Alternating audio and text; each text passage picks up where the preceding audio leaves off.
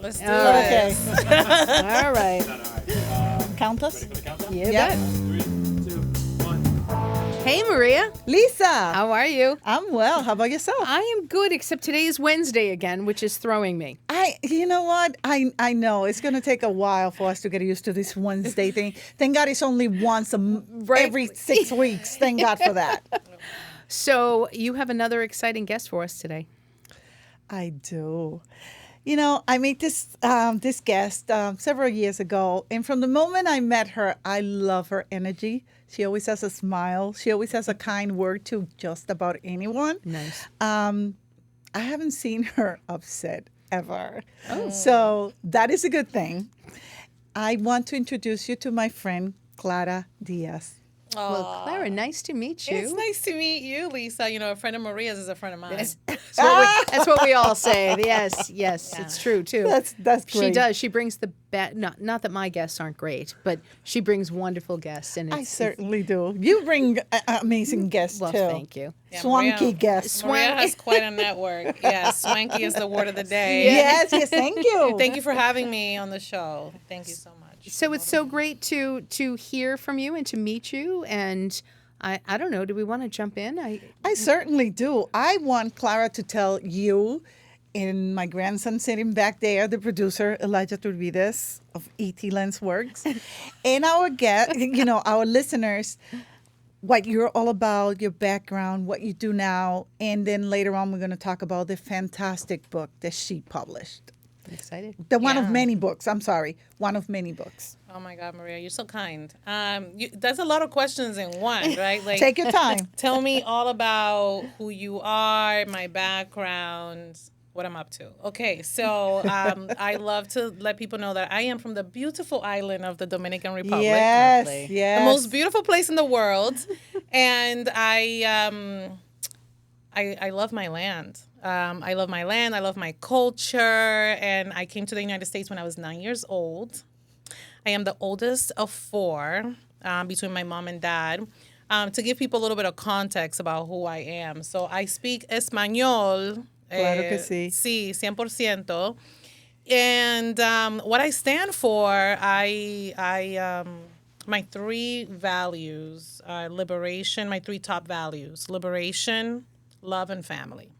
That's wow! What a lovely three values altogether. You don't usually hear them like that, No, and I've never heard somebody start with liberation. Can Right? you tell me what that means to you? Yes, to you. Yes.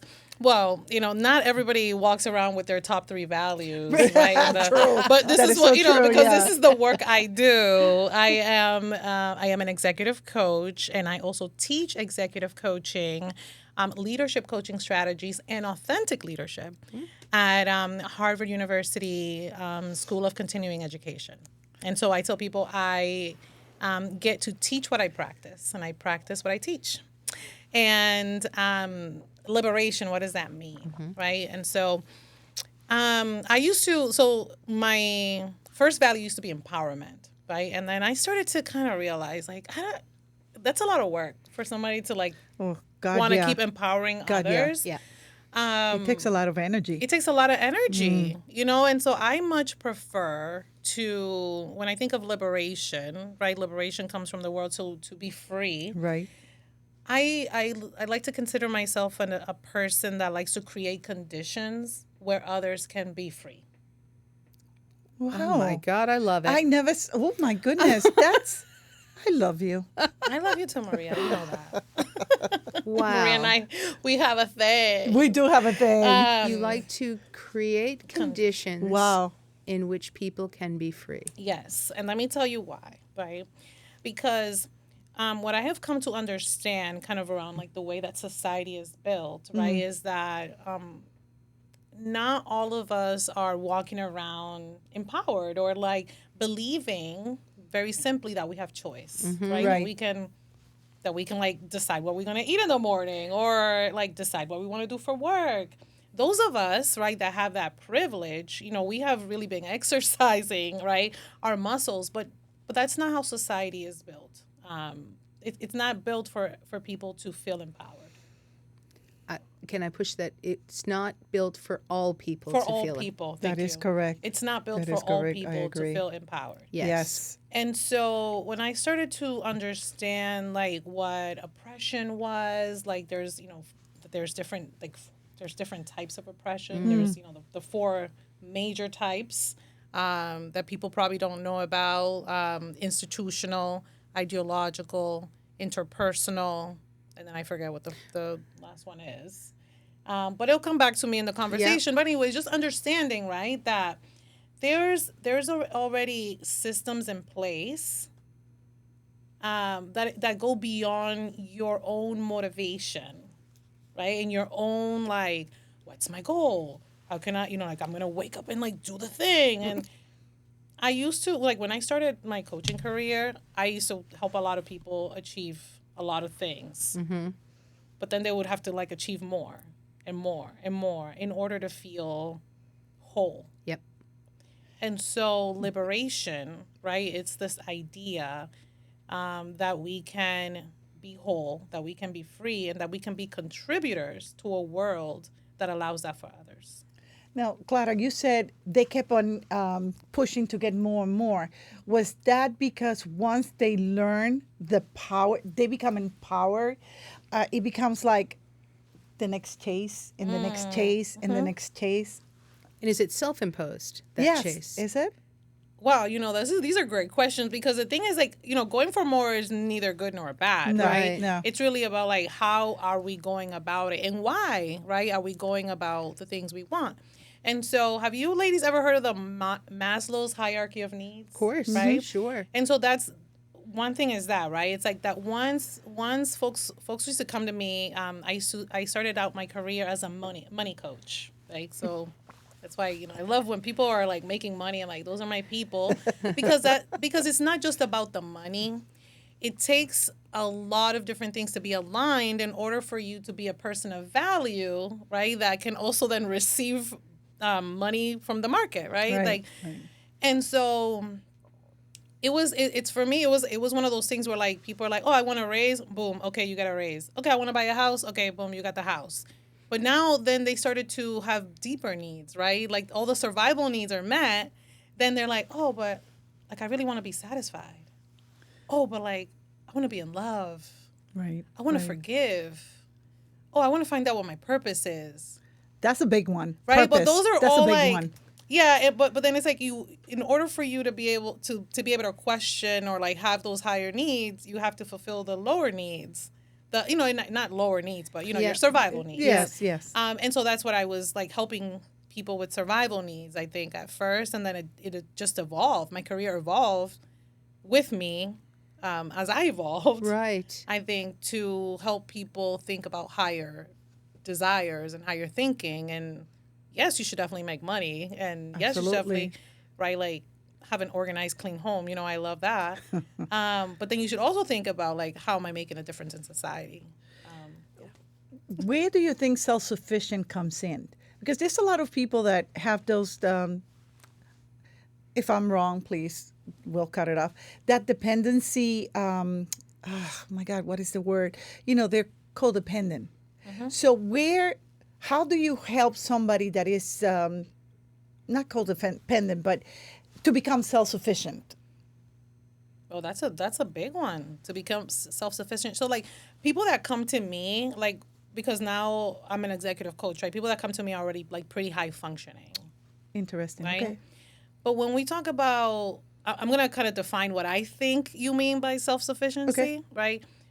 A person like a well-adjusted adult, right, that is self-sufficient, meaning that an individual that is capable enough of taking care of their needs, that is able to contribute to society in some way, and like have some form of management of their lives, right? Right, exactly. Right? Is that what you mean Exactly by what I meant, self-sufficiency? And there are so many different ways of helping somebody become self-sufficient. Right. And so many things that keep them from being self-sufficient. But I'll give you an example though of like, I think what I help people most with is like emotional self-sufficiency. Okay. where you don't have to depend on outcomes or people or things Okay. to be emotionally stable. Okay. And so the way that I do that is by helping people first realize that they're valuable, that they matter. So I teach a class called Authentic Leadership. And in this class, we help people kind of look at their entire lives from the moment they're born to now. And to think about what are the important moments of my life that have defined who I am today or that define my current values. And when just doing that exercise alone, I don't not like 99% of the people that come to the class say I've never done this for myself before. Fascinating. It's That fascinating. is really fascinating. Think about that. Wow. So I was in Arizona. I did a retreat in Arizona one time, and it had 120 steps. And wow. for each step, you had to step on, and it was an age. And you'd step on age 1, and you'd try and go to what was your earliest memory and step at age 1. And it was to focus on what were the priorities of that age. Wow.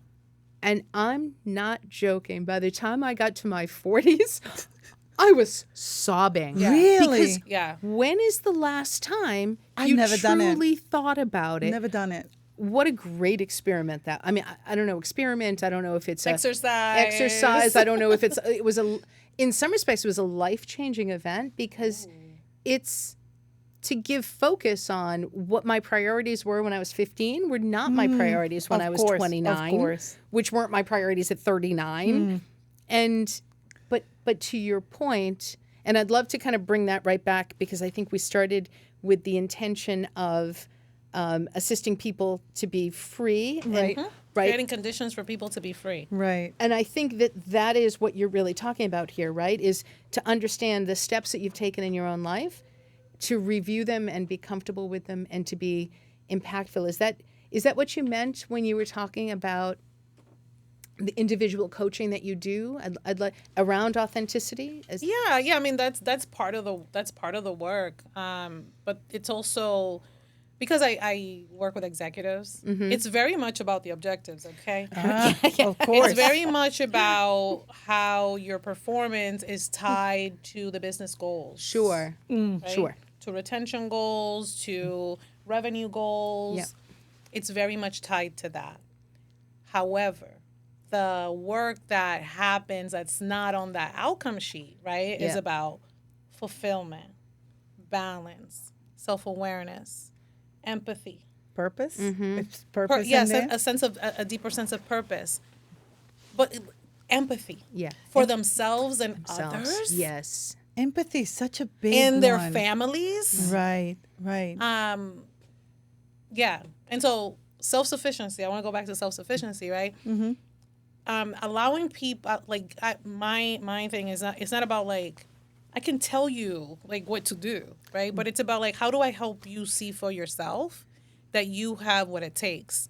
And that if you're breathing, you always have. Right. And so part of that, it's that exercise, Yeah. right? Is of looking back and saying, hey, like, what were the priorities of that time, and what were the values, right, that you adopted around that time? So like things like hard work, you know, like for us as immigrants, is you have to work twice as hard. It should. Sure is. You know, like you make $1, you save like there's like these narratives, like, I mean, values and also narratives that we tell ourselves that we've picked up along the way that we can decide, right? Like, do I want to look at the empowering ones, or do I want to also look at what took me down, because there's lessons in that too. Absolutely. Right? And so by you being able to see that, it just like you said, right? You were sobbing. Some people, I mean, people come to my class, they retire early. They decide to get married. They decide to they divorce. Like they do so many things because now they can see their power. Right. Interesting. Okay. I have multiple questions. Yeah. I want to talk about the cultural differences of how the messages are. I want to talk about culture because that's what we talk a lot about. We do. And I think there, you know, you talked about the immigrant experience. I think there's a whole bunch of different experience, right? There's socioeconomic. There's there is color, there is gender, there's sexual orientation, there's location, there's urban, there's suburban, there's rural. There's religion. All of these bring different cultural messages, and how we sift through them and what we keep and what we don't keep, right? Some of the lessons that I needed, or the experiences that got me through, maybe brought things that I don't need to keep anymore. Right? I'm not saying that correctly, but I hope that you know what I mean by that. I know what you mean.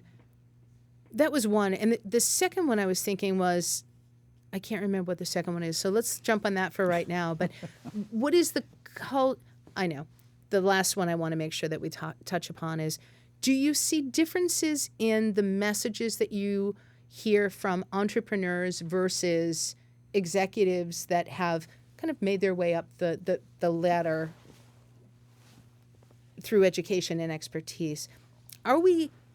Is that a cultural difference between an entrepreneur's goals and expectations and thoughts and empowerment versus somebody who's, and I don't mean just in any way because it's a tough journey, but seeing their way through a corporate? And can you talk a little bit about it? Oh yeah. All right. Oh yeah. There's, I mean, the headaches of an entrepreneur and the headaches of the executive, of Very the different. C-suite executive, are two completely different types of headaches. And I think because I work with a lot of folks of color, like for the person of the entrepreneur of color, right, who owns their own business, it's about access to capital, right? It's about visibility, right? It's about having the mindset to get out of your business so you can go market yourself, to not bottleneck, right? Because maybe you don't have any examples of people that have done it in your family. Like, there is such a psychological weight to entrepreneurship that is different and has a lot more risk involved than the executive, right? So, for example, like right now I'm working with an executive who, interestingly enough, got brought over from Dominican Republic. He's an engineer to become the chief COO. He's a COO of this organization. And so this is like his first time in the United States.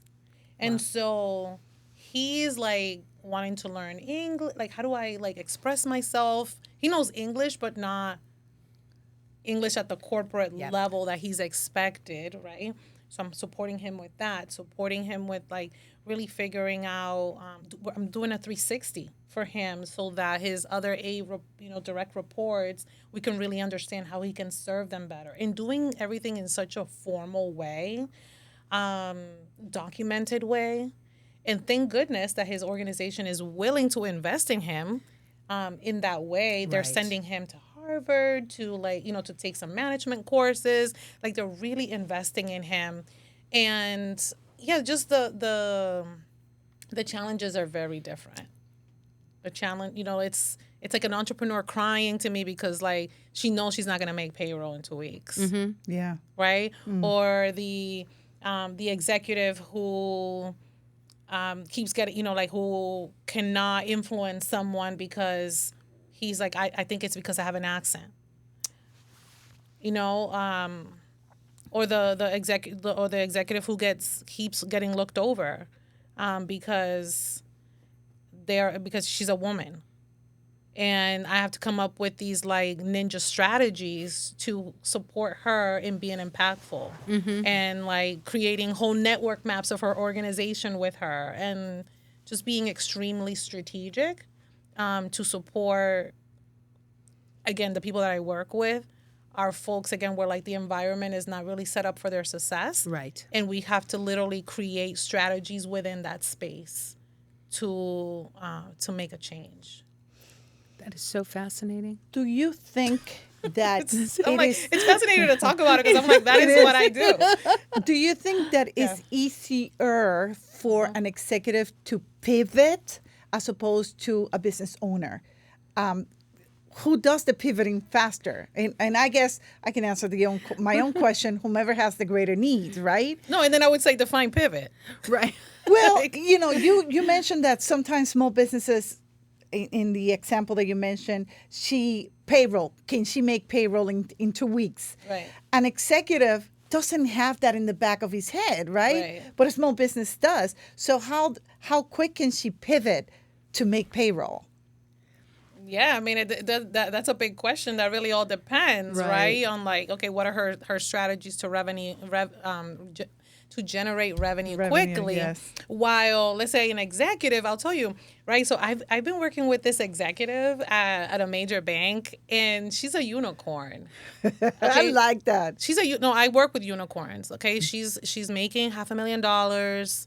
Okay, she is a woman of that. color. Love that. And right, but now she has bigger needs, right? Of course. She has bigger existential needs, Yeah. right? Right. Now she wants to have balance. She wants to have a baby. Okay, her. she wants to have a baby. She wants to start another business. She wants to do all these different things, but she also wants to get a different job now, right? She's like, but who's gonna pay me that much, Clara? Right. Right? And so we know, right? If you've done it once, you could do it again. That's right. So we've been working on this, and it's taken a couple years Wow. for her to find, like this pivot, right? And Right. it's not a pivot by necessity; it's a pivot by desire. And a lot of times that's where people come to me, where they're like at this point of like, I want more from my life. I want more of this existence. But that's higher up the Maslow chart. Yes. Right? I mean, Yes. to bring that Self-actualization. back and that self-actualization, that's the apex Right. of what we're looking for. Where I think, and again, I'm going to impose my thought on this, is as an entrepreneur, you go all the way down to the bottom and all the way up to the top on any given, because to me, I actually see it as it's flipped over. Like, I need to self-actualize every single day. Yes. I need to bring my game 100%, or I don't have 100% month That's the right. following. That's right. Right, because one day it can do my month in. I don't know how that math works, but it maths, right? I get it. But the survival, well, that's always. I mean, it's all, cash flow is cash flow is cash flow. And I have to look at my cash flow every day, where I'm sure the CEO of, Same here. Yeah. yeah, I think it's interesting. Yeah, Oh my well, God, that's so cool. It's fascinating. like becoming about becoming the CEO of your life. And I actually taught a workshop on that, actually, on flipping the hierarchy of needs on its head, Yep. and imagine, right, if instead of us being taught to focus on getting the next dollar to like satisfy our needs, right, our physical needs, if from the beginning we were actually given the tools to self-actualize, right, from the beginning, right, From the to say, beginning, that would be crazy. imagine, right, So like where will you implement that? You're saying from the beginning, Yeah, from yeah, the yeah. beginning of us going into adulthood. So as children, As in what children. phase will you implement that? Oh my gosh! Listen, Maria. Yes, let me please. tell you. Please, Let please, me tell please. you. Okay. So I used to work for an organization. I was a consultant for an organization called the Boston Basics. Shout out to the Boston Basics. Okay. Hey. The Boston Basics is these like 5 basic things that you can do with your kids in order to close the achievement gap of all children of color. Okay. And this came out of Harvard University. So the 5 things, right, that you could do with kids. Number 1 is that you could maximize love and manage your own stress. Mm. Okay, that's number Okay. 1. Are Scientifically we saying don't proven. impose our stress onto our children? That? I mean, Could you believe That's it? that's kind of hard not That's to do. very hard. Because you don't have to say you're Wow. stressed. The children are able to pick pick it up. They're that picking on. up. That's right. You know, so Yeah. that's a hard one to accomplish. That's a really Wow. hard one. Okay. But when we thinking about like the one thing, right, that we could do from the beginning is maximizing love Okay. and managing stress. Okay. Right. So what that means is like you can't spoil kids, right? You can't kiss them enough. You can't carry them enough. You can't tell them enough positive words. Like there is no such thing as spoiling children Right. when you do it from the right place, right? When you do it with love. This is scientifically proven. wow.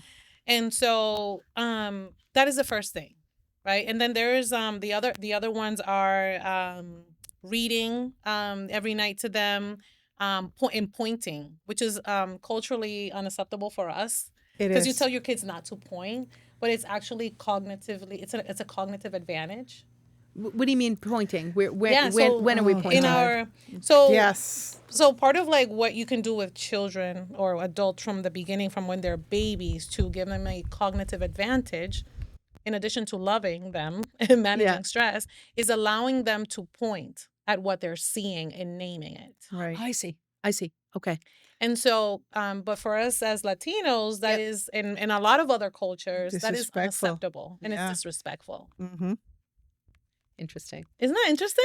Yes. This is all interesting. Yes. So interesting. Okay. And then the other one is like when you take your kids to play at the park, it's playing and exploring, right? It's not about just letting the kids go. It's about playing with them, right? And like interacting and Yes. playing with them. While many of us stressed parents Right. take our That's kids a break. and That's a Right. break. That's right. Go and do Yeah. whatever you Yeah. want. right, but when we're Wow. talking about giving people cognitive advantages, right, to being fully self-actualized, those are the beginnings of what we would do, like scientifically. So proven. fulfilling some of their needs helps them self-actualize later. Yes. I mean, Fascinating. Again, I'm gonna Yes. start using When you that hold them, word like you a hold your lot. kids tight, Fascinating. they are more confident to go on their own. okay. Mm. Love that. Okay. Because you built that security in them, right? So, but what happens is that so many of us don't have that, Mm-hmm. because We were not. not taught everybody of went to it. parenting Yeah. school. Right. Not everybody Right. was a parenting educator. Right. So, because there are so many deficiencies in our development, we then have to make up for them, and that is why coaches exist. Kids don't come with a manual, so I learn as I went. Yeah, no, Right. I went to parenting school and became a parenting educator because I was like, I'm not gonna mess this up. I mean, at least I'm trying not to. Good for you. I That's just great. risked it. My apologies, Jess. Yeah, Like, thank- Most people Thank to God, haphazardly. Rudy in Darnell. Sorry. sorry. So sorry. Who knew there was parenting school? Oh my God, I didn't know, There is kids. parenting school. Shout out to Families First, Oh, yes. the premier nonprofit for Wow. This, yes So for parenting. can I? Yeah. So I'm going to ask a cultural question. I Okay. guess culturally, what is the probability of a parent attending a parenting school? And are we seeing especially that nowadays. Yeah, but are we seeing that more? I'm gonna break it down black white. Are we seeing it more white? Are we seeing it more black? Is there right? I don't know what the statistics are on that, right? But what I can tell you is that I was a parenting educator for 4 years after with Families First, after Yeah. I saw the amazing transformation that I had on my sister, who was the person that I actually looked up to as a mother, okay? And she decided to go to this program. And so I was like, wait a second, this is cool. So when they offered for me to teach this, so I did it for 4 years. But what I saw, right, the population that we serve, unfortunately, for now, right, kind of what I saw is, one is folks that are court mandated to take these courses. Also, a lot of single mothers who were just like looking to equip themselves. A lot of mothers. Power to them. More power to You them. bet. Yeah, no, Right? and shout out to Families First for providing childcare Wow. while these While yes they could while go. these things were going on. Wow. Yes, and so I worked with that like mostly mothers. I worked with a lot of folks over in East Boston because I used to teach it in Spanish. But I don't know like nationwide what that's like. But what is kind of what was attempting to be done kind of on a systemic level, right, is to offer parenting education as a preventative tool Love that. Yep. to a lot of the risk factors, right, that Yes. that so many of us face. Those of us that like are left in the margins, and so so much of the organizations are focused on that, on like as a preventative tool to poverty, domestic violence, health. There's like some health disparities there that that can be helped if the parent is educated as a parenting as a parent. Yeah. What you have me thinking about though is and we talk about this a lot in regards to if Maria, English second language, but when Maria makes a mistake with language, it's a deal. I only speak English and probably screw up my words far more than Maria does. I think if we were to sit one for one, and yet I just say, oops, and I move forward. Yeah. And I think this to me speaks to this similar cause effect of the cause is to reach outside of systemic ... right? Whether and all of the things you've already said, right? It's prevention, it's mitigating risk, all of those things. This is where I sit in my white privilege of I don't believe that I have any of that systemic, but yet when we dive into, I can point to a lot of my family situations where if we identified it through a same lens, but we don't look through the same lens. No, we don't. I'm always dumbfounded in this moment here because this moment tells me if we're able to avoid that bias for everybody, right. The lessons we could learn would be amazing. Right. And the society could be amazing. I didn't mean to kind of add a shadow on this, right? But yeah, I mean, it's phenomenal. I think it's amazing that you're able, and I'm sorry, I think it's swanky. I think it's swanky. Thank you. It's swanky. No, I love, again, kudos, Maria. You always bring the most interesting people that do stuff that, I don't know that people don't know about you and your organization until they know about your organization. Exactly. And that's one of the things that we really hope to do with this podcast is just promote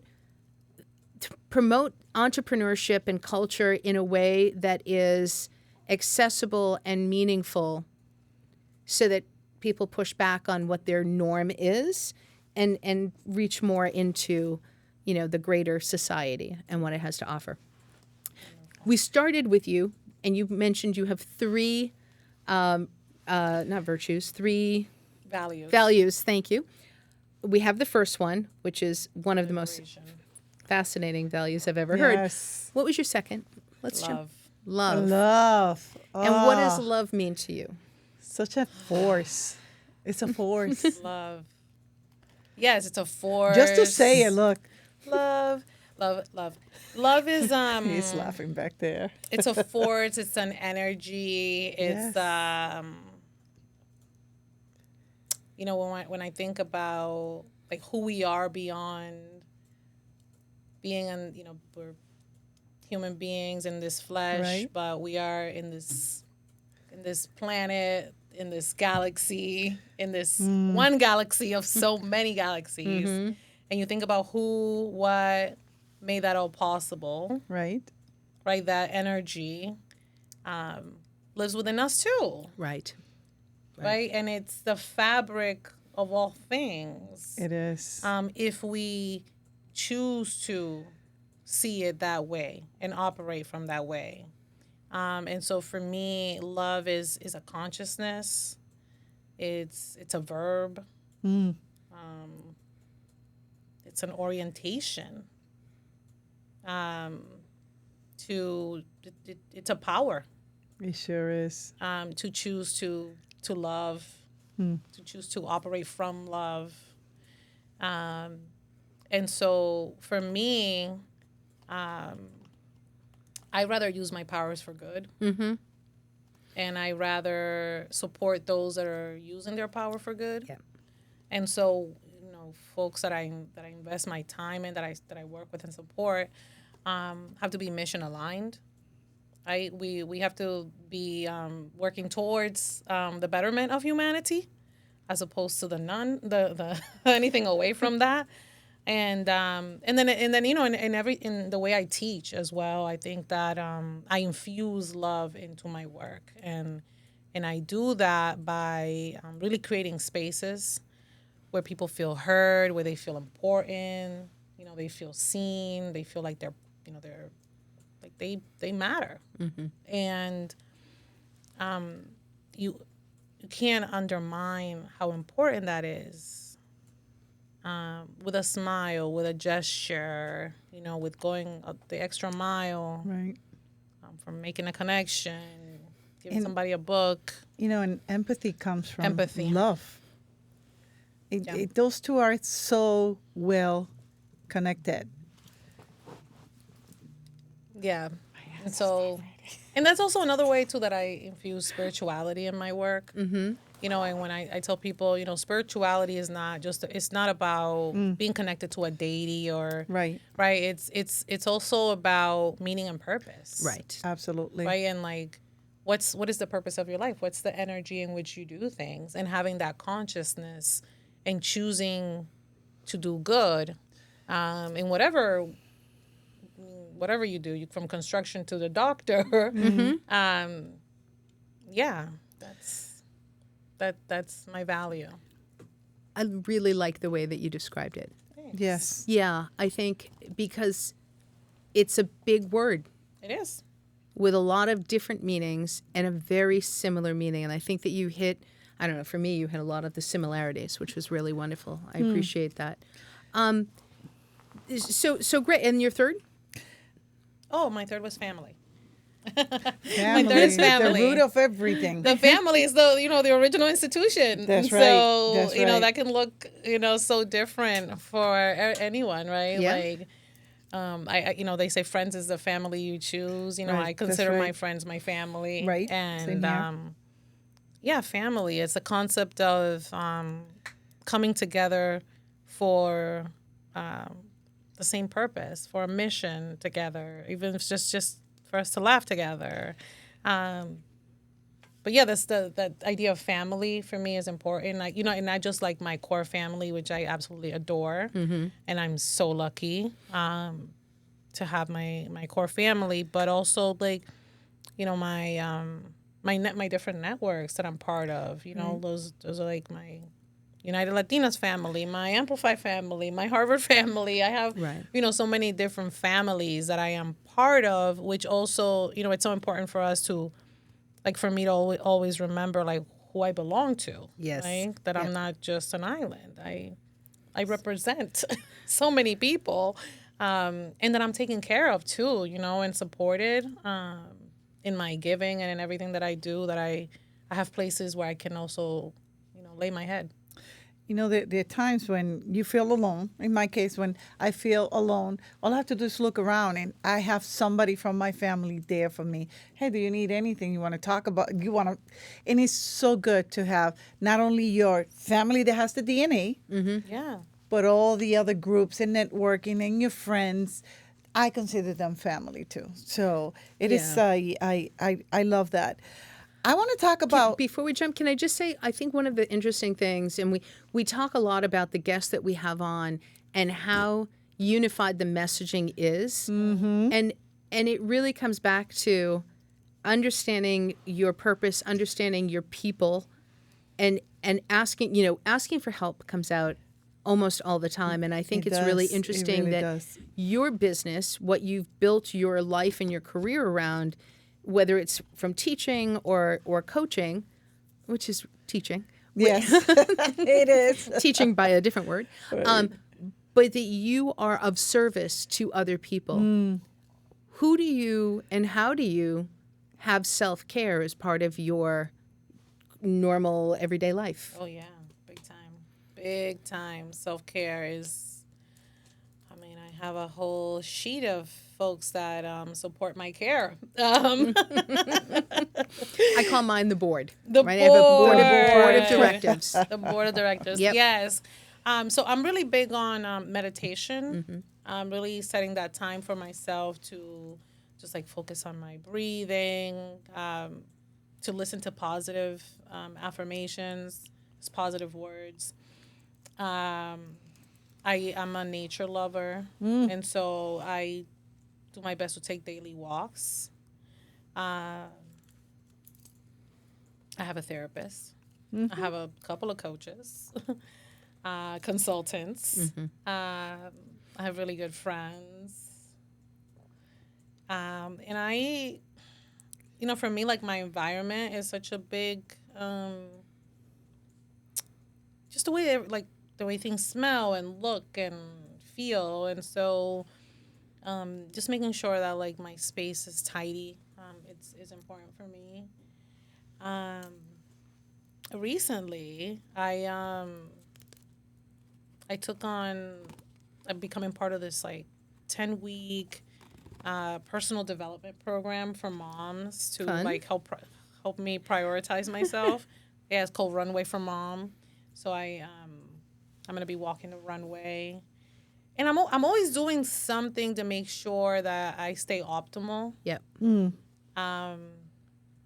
Reiki, chiropractor, regular doctor's appointment, Massages. massages. Oh, goodness, yes. I just finished working with a nutritionist. Nice. I'm always like making sure I'm doing something to stay optimal, Yeah. because I understand like the amount of work that I do. It takes a lot of energy. It gives me a Right. lot of energy, but it also, it takes a lot of energy. No, that's So wonderful. it's truly, I mean, it's well-being is at the center of my being as much as possible. Well, to go back to Maslow, I don't know where self-care fits on the actual chart itself, Good question. but it's not that survival. Like you have to, but it should be. It should be. be survival, Yeah, right? should be. We don't learn, well, I should say, I didn't learn about self-care until I was much older, right? And realized, oh, that's self-care. On those 120 steps, self-care would have been nice to have seen in my 20s. Yeah, right. And here's very important because I hear a lot of people feeling guilt about it. Self-care, you should not feel not guilty selfish. about it. Yeah. You're not being selfish. If you don't take care of yourself and you are the center of your family, how can you take care of your family? Right. How can you take care of your business? How can you take care of all the extra activities that you do? Yeah. You can't. So anybody that thinks that's being selfish is not. Yeah, I mean, that's part of like seeing your power. Right? Right. Right? Now I want to talk about her book. She has this amazing, Yes. her latest book. Because I'm sure she's working on another one and So she has several. How many books are we in at this point? This is number 3 now. Congratulations. That's wonderful. So the title of her book is Ask for What You Want. And then in little letters it says Owning the Art of Inquiry to Get the Most Out of Life. So why you wrote this book? Yeah, I mean, I'll tell you, I wrote this book, one, to remind myself that I need to ask for what I want. 2, for my daughter, because I wanted to write something of like a manual for her. Like, if I'm, we're here today, we don't know tomorrow, right? That's right. So I want to write something of a manual for her so she can pick up and say, like, my mom said, if I want this is what I have to do. Yep. That's right. And then also for my students, because at the heart of coaching is asking questions and asking the right questions. And so I wanted my students to also have like a continuation to the class, and so I wrote the book for that. And then I also wrote the book to give people permission to ask for what they want, even if they're scared. And to know that like you can ask doesn't guarantee that you're gonna get it. Right. But if you don't ask, you'll never get it. So let's get to it.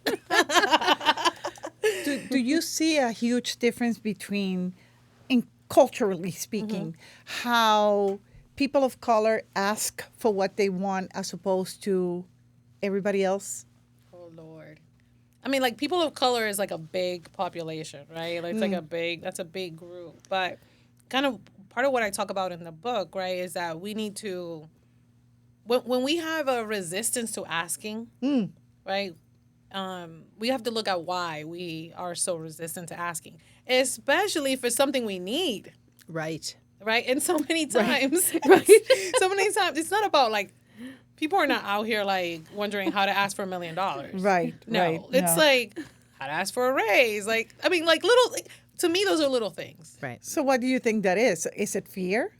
Yeah, it's It's yeah. rejection? It's Self-worth. fear, rejection, self-worth it's the programming, right? Like, Yeah. what's your how were you taught to ask for things or to not? Like, were you taught that asking is bad? Yep. Right? Like, how many of us are like, no, I'm just gonna let my work speak for myself, and I'm not gonna ask for anything. I've heard that so many times. Yeah. Like, I'm just gonna let my work speak for Yeah, myself. no. No, it doesn't work. Right. Like, it really. Listening to this? It You doesn't listening work. to this? I mean, like, Oh, let the okay. work, like, yeah, do the work, but also ask for what you're Ask for worth. it. Right.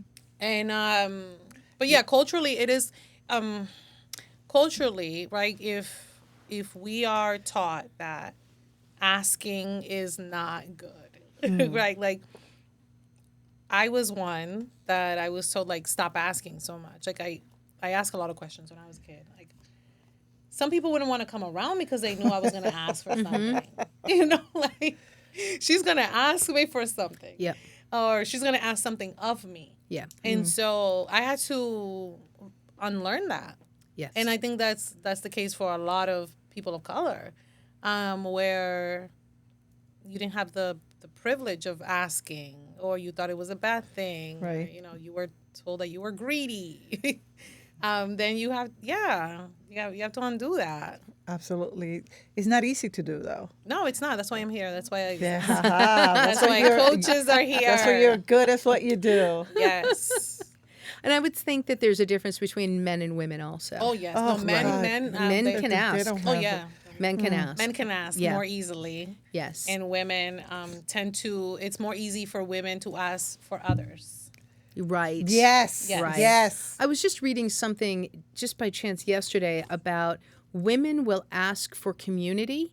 They will ask on behalf of community. Yeah. Where men will ask, and it was, somebody was sharing with me some research that was done, I forget where, but there was a food shipment that was delivered in, and they delivered this food to the women because the women would accept and distribute among their community, where the men would accept and sell it for profit, for individual profit in the way of a community need. And I think that is it seems very biological that It we is. would drive community.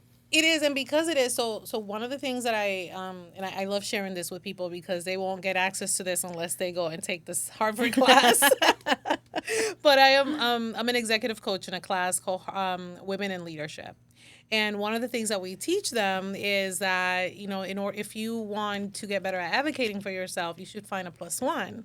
So it's like someone at work, like a bestie or someone that you Yeah. say, hey, I'm going to advocate for you, you advocate for me. Ah, Oh, nice. Right? Yep.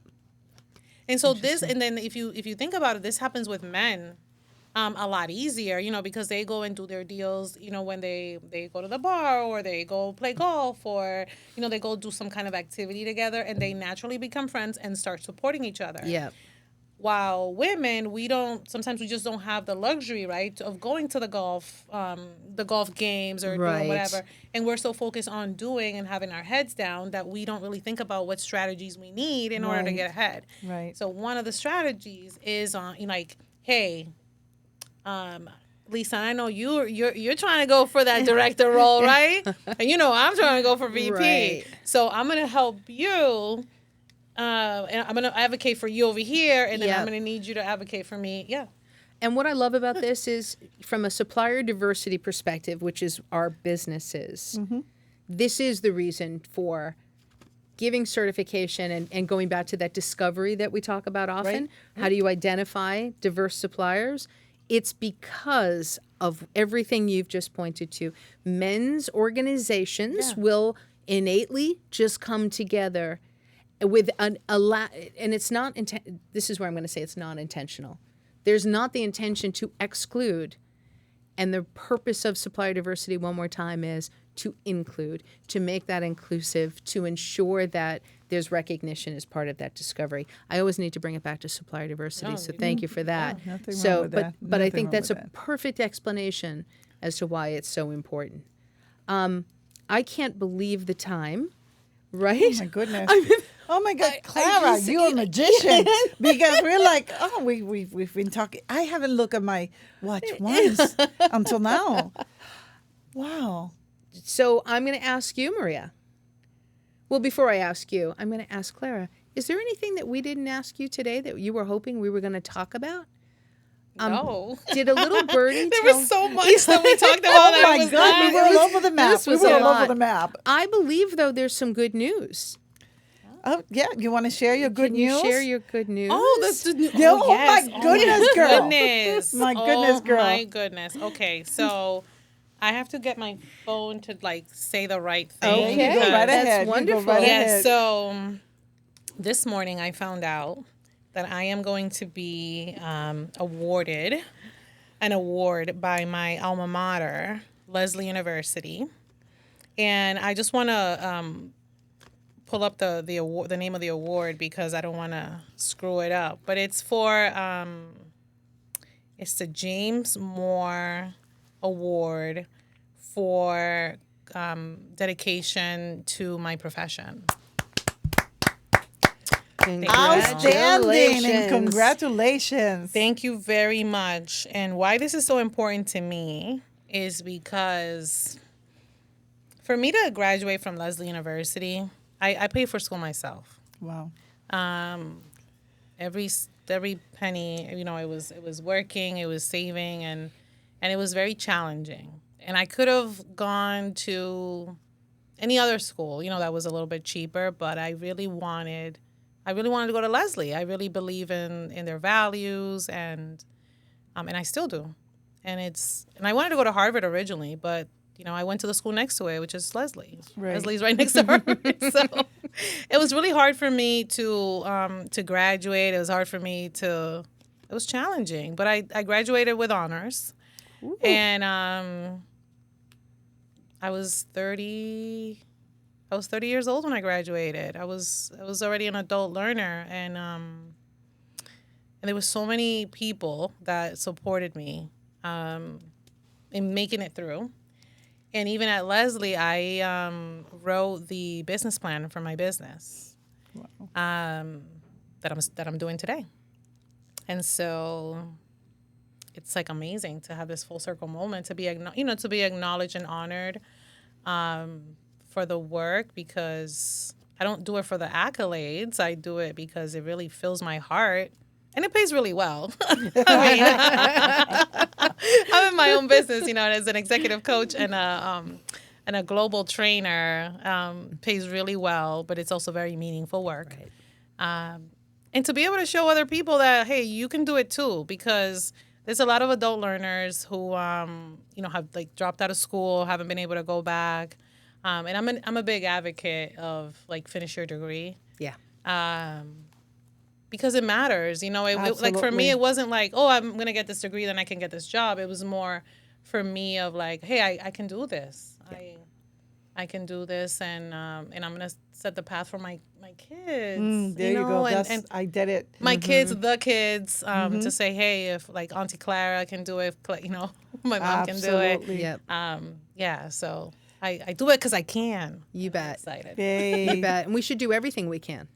Absolutely. Right? I agree. Everything we can, we should do. As soon as possible. As soon as possible. Yeah. Yes. Amen to that. Yeah. No dejes para mañana lo que puedas hacer hoy. Así mismo. Sí. Exactly. You understood that. Completely you understood that. Don't leave for tomorrow what you can accomplish today. Nice. Right? Nice. So, Maria, a lot. Yes, Lisa. There's a lot today. It's a lot. This was a lot. So you want to throw three things at me today that you're taking away? Takeaways. I love when she described her core values, and the first one was liberation. I absolutely going to take that one and going to run with it. Yep. Because I never thought of it that way. This is why it's so important to bring people from different, backgrounds. And my second takeaway is about, how she never allowed anything to stop her in pursuing her dreams. Mm-hmm. She was an adult learner, which I can relate to that. I was 42 when I graduated with my master's from BU. Mm-hmm. And like you, I work hard and pay for everything while I was raising 3 kids as a single parent. So kudos, right, to everyone that doesn't allow obstacles, if you will. You don't see it as obstacles. And the third takeaway is the reason why she wrote the book, to leave a roadmap for her daughter. Yeah. That to me, of course, hits hard because, as you know, I love my kids, my grandkids. I have a granddaughter, and I just want her to be outspoken and not take anything sitting down, and research everything that comes your way and don't take no for an answer. And know that being a woman is a superpower. So thank you, Clara. Thank you. Quick, what about your grandson? And my grandson, one of the apples of my eyes, I absolutely adore. And I hope that he was listening to what Clara was saying. He has all these dreams. I know he's going to accomplish them because he has a very supporting and loving family, just lifting him. Yep. And Lisa has adopted him to a degree. Yep. So we adore him. And I know you're going to go far, my grandson. Yes. And I don't know him, but he has great energy. He does. he does. He's a So, lovely human being. I bet he's hearing this right now. Elisa, what were your takeaways? My takeaways are so many. I love liberation as a virtue. Liberate as a virtue. I love that. Yes. Because I think what I heard today were a lot of things that I thought or I think that I have not been able to ever verbalize. And I really love that. I now have 3 books Fascinating. that'll be on my next. So that's wonderful. And, what I continue to hear from entrepreneur after entrepreneur after entrepreneur, people matter. Your relationships matter. Absolutely. You need to, I need to, I'm going to keep it to myself, right? That the message that I get from everyone is make my relationships substantive, important, ask for help, speak my mind, and be of service to those around me. Absolutely. And that hopefully is how I am displaying myself in the world, because that's kind of my goals of life.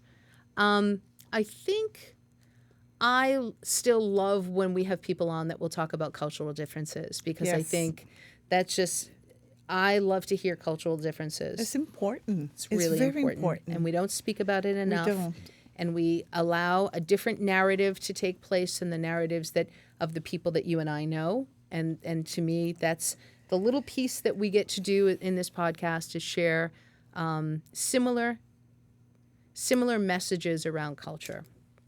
We need to run from it, and we need not to run from cultural conversations. And a third one is just, I'm really excited that we bring great guests to the table and have good conversation, and I think that's that. So thank you for another great introduction. Clara, this has been absolutely outstanding. Thank you for your views, for your opinions, for writing these books, for being who you are. Keep on teaching those people at Harvard about leadership. Yeah, it's quite the service, and I admire you so. Oh, thank you, Maria. It is my absolute pleasure, and it's really an honor for me. It is really an honor of a lifetime to be in this body. I mean, I think it's like to just be able to play these roles, and to be on the good side of history. Absolutely. Honestly, I'm thankful. I'm thankful for people like you guys, that you ladies that are creating these opportunities for folks to come on and to share what they're doing, and for all that you do as well to make sure that we have an equitable world. Hear, the hear. goal. Hear, hear. Yeah. Thank you. So, folks, I hope that you enjoy this episode as much as Lisa and I did. I feel empowered, enlightened, and I'm ready to go and attack the world. Thank you, Clara. And I'm going to leave you with my favorite quote. Let's continue to amplify diverse voices and foster meaningful dialogues. Until then, this is Maria. Thank you for listening. And Clara, thank you so much. It was truly a pleasure to meet you. I'm Lisa. This is the Diversity Duo, and we'll see you again next week. Thanks, everybody. This Great. was amazing. This- Thank you. Amazing. This was amazing. Okay.